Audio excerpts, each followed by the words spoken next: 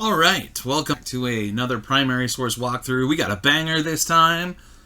Stepping up to the plate again is our boy Paine. Thomas, not to be confused with the auto-tune maestro with such famous songs as I'm in Love with a Stripper and I'm on a Boat. This Paine has some common sense for you. All right, it's Thomas Paine's Common Sense, and this is a bit of a longer primary source than we're used to diving into on for this class. So what we're going to do is we're going to go do a pretty quick overview, and I want to point out some key ideas that I want you to pay attention to while reading this source. One thing I will say is I know that one of the issues that most students have with History 1301 or history, American History to 1870 is the language. Because it's English, but it's an English that's not quite like the English that we speak with each other now. There's the word use is a little differently, or it's a bit different. There's some just some things that seem unfamiliar to us. So I understand. The one thing about Common Sense is it was heralded for its simple language. And even to us, it may not seem completely simple, but, you know, as far as some of the other stuff that we've been reading, I think this is pretty plain in its language, even if its ideas are complicated. So, Thomas Paine issues this pamphlet in January of 1776. This is a crucial moment. The decision still has not been made to formally separate the American colonies from Mother England. That's going to happen a few months from the issuing of this pamphlet. And it takes a while to catch on. I mean, eventually, every person in the colonies, that's an exaggeration, but many people in the colonies have read this document. It's going to be passed hand to hand at the Second Continental Congress, at which the final decision is made to separate from Britain. Thomas Paine gives the first copy of this, allegedly to Ben Franklin. So, I mean, he knows what he's doing. Paine just, I mean, he brings the noise here. So he's up to a couple things. He's making an argument for why it is necessary, why it is common sense for the colonies to separate from Britain. That's what this is about. So he's laying it out for you. Why exactly he thinks it's so important for the colonies to leave England behind. And he's got some thoughts. And on this first page, you know, if we zoom out here, I'm sorry, my camera is a little funky. If we zoom out here, this whole first page is really Thomas Paine talking about monarchy and what he thinks about the government, or a government that is founded on monarchy. And if you remember from your government class, monarchy is a rule by a king or queen, by a single person. And we're talking about divine right monarchs here, meaning the monarch claims that he or she has the power from God himself to rule over people. Thomas Paine rejects that. And that's what he's getting into in this section. And what he's saying, essentially, here is that there is a natural law of the universe. God sets things up a certain way. And what Thomas Paine says is that man has gotten it wrong. That he's really kind of railing against the Middle Ages here, which is interesting for another reason. And he's saying, like, look, all those kings and queens in Europe, they got all of this wrong. They took power for themselves. They were not following natural law, the way things God meant for them to be. He says that there shouldn't be kings and subjects. He says that such a thing just can't be. It's not the way that nature is supposed to work. And he says that there's no scriptural or biblical basis for monarchy at all. In fact, he says monarchy in every instance is the popery of government. Now, what he's saying here is he's not saying that monarchy is the smelly stuff that you put in the bathroom to make sure that your guests don't think that you smell bad. Okay, it's not that popery. That's spelled differently. When he says popery here, what he means is Catholicism. Okay, that of the Pope. And what he's saying is monarchy is to government like Catholicism is to Christianity. It's not right. It's perverted. It's not perverted in a sexual way. More, it's a gross misunderstanding of what Christianity is supposed to be. That's what Thomas Paine is saying. And he says, along with monarchy being bad, this idea of hereditary succession is bad too. So what hereditary succession means is that by virtue of your birth, you get to be the next king or queen.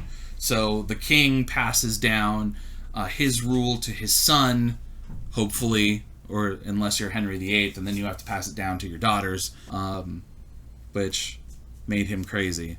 Well, I mean, he was dead when that happened, but I mean, he was trying his son so badly, and so many had to die because he's the worst. In any case, he says that this shouldn't be the way things are either. Like, this is not natural law. If God meant it to be this way, then why, as he says, do we get an ass lion? Okay, why do we get these kings who suck so bad? If God meant these people to rule, that would mean God isn't very good at being a god. Appointing the wrong people to be the king or the queen. And God's supposed to be infallible, all-powerful, etc. Clearly, if God is mandating these people to be kings and they suck, then, I mean, this either God is not all-powerful and all good, or monarchy is God. That's what he's saying.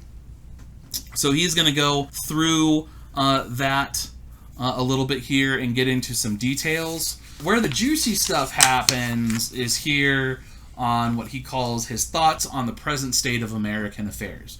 And here's where he gets into what he thinks is common sense. And he says so right here at the beginning. He's just like, I'm telling you the truth. Here are the simple, plain facts. These are common arguments. This is just common sense. Now, what he is... I'm going to go through the main arguments here. I want you to practice reading this document, so I'm not going to go through it line by line. That would take far too long. We would be here for an hour. And I want to keep these videos around 10 to 15 minutes. And we're already at 8.5. So, he's going to argue on a couple of different grounds. Number one is he's going to argue from geography.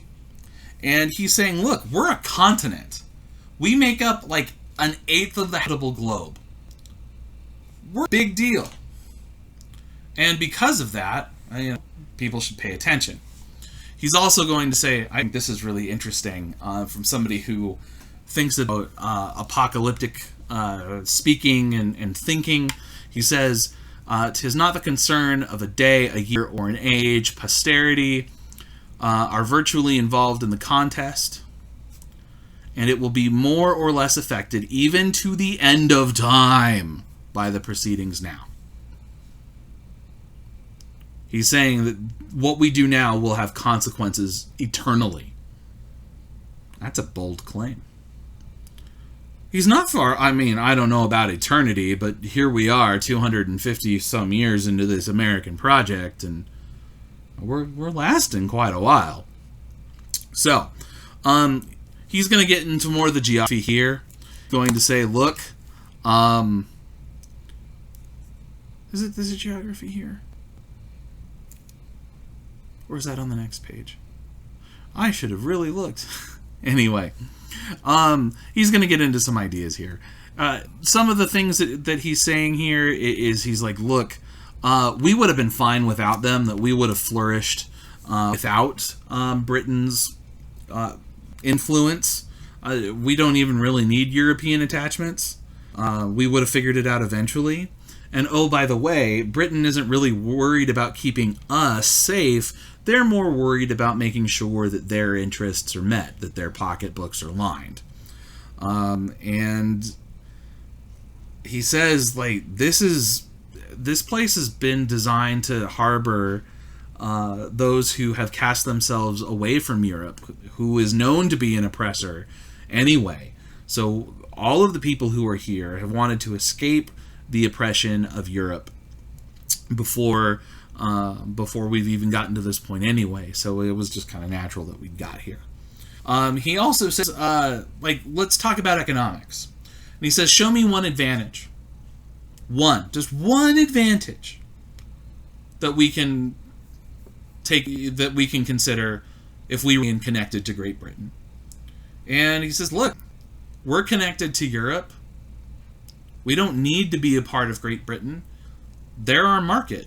All of Europe is our market. We'll be fine economically. Don't worry about it. So, he says, more than that whenever a war breaks out between Britain and one of its rivals, we get sucked into it. I think he's thinking a little bit about the Indian War here, or the 7 Years' War. The colonists didn't really want to go to war with France. Maybe some of them did. But, it wasn't their decision to go to war with France. It was England's decision to go to war with France. For a lot of different reasons. And remember, that's a global war. It's more than just what happens in the Ohio River Valley. It's what happens everywhere in the world between the British and French empires. Here's where he gets into the geography. I just was on the wrong page. So he's saying, look, Britain is a small island. America is a giant continent. Look at the Earth and look at the moon. Which one governs the other? Which is the parent, which is the child? One is the master, which one is the servant? And always the bigger one, the Earth, is bigger than the moon, and the moon orbits around the Earth. Now, the way that Britain has it is backwards. They're tiny. They're this little island across the sea who's regulating the price of tea. Yes, that's a Hamilton reference. And we're huge. It should be the other way around. But, again, England has things backwards. Then he says he has the most obvious argument for everybody.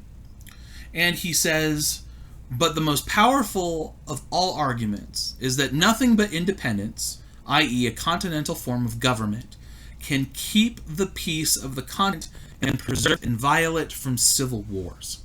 What he's saying here, I'm sorry, I should have scrolled up. There it is. In these bracket, right there. What he's saying is he's saying, look, we have an incredibly diverse population. There are things that you need to know about ruling here to keep everybody in line and keep everything together. And Britain knows nothing of this. If they are going to try to force themselves on us and we can't rule ourselves when we know what we are doing for ourselves, wars are going to break out everywhere. So unless we are able to have our own form of self-government, this is going to be a continent that slides into a never-ending string of civil war. And that won't be good for anybody. So, he says, let's do something about it. Let's have a Continental Congress. Or conference is what he says. The first Continental Congress had already happened. He wants another one. This leads into the Second Continental Congress. It's not going to happen until a little bit later. But he says the idea. And he says, we need to have our own constitution. We need our own continental charter. And he says, it needs to be a charter of these united colonies, and be, essentially what the Magna Carta is to England, just for us. I think he overestimates what the Magna Carta does there, but that's a medievalist talking. The Magna Carta in 1215 is very clear about limiting the power of kings in terms of barons, but not for everybody else. Maybe there's something to be said about that. In any case, he also says, in kind of by way of conclusion of this segment of Common Sense, that in a monarchy, the king is the law, but this is backwards. You know, in a truly free form of government, the law must be king, or so nobody can be above the law. The law has to be supreme. And he says that this is our natural right. We have to have these things. And he goes back to this idea that he brought up earlier, kind of when I made my mistake and said we're about to talk about geography, and he says something about how England is a tyrant. Yeah, my bad. He comes back to that idea, and this is the asylum for all mankind statement here at the very, very end. And this should remind you a bit of John Winthrop and his city upon a hill idea.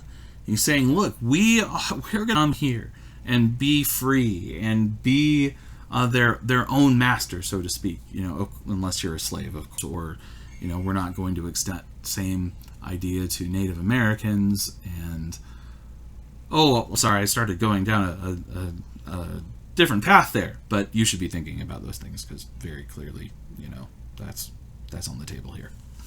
In any case, so those are the big things that I want you to get out of Common Sense. We've got an argument for why it's necessary for us to leave Britain, or the American colonies to leave Great Britain. He's got all kinds of appeals, from geography to the tyranny of monarchy to the safety of the citizens, and he makes some really interesting philosophical and religious points along the way too. All very interesting stuff. So when you read through this, you'll get a little bit more sense of some of the specifics that Paine is talking about, and it'll help you understand a little bit more, you know, what's at stake here in the revolution. It's not just about taxes, okay? Like, I want to be 100% clear about that. Tax law has something to do with it, of course, but we can't just make the claim that the American Revolution was just because Britain kept taxing us. That's too simplistic, and primary sources help us bear that out. So, that's enough for this edition of T-Pain Primary Source Walkthrough. Hopefully it wasn't T-Painful or too painful. That is a terrible joke, and I don't apologize for it even a little bit. You've been with me for 5 weeks now. This is week 6. You have to expect a joke like that every once in a while. Yeah. Okay, so we're going to wrap it up there. We've got 2 other primary source things to record for this week. I'll be back with those soon. Hang in there. Thanks for tuning in, and we'll catch you on the next one.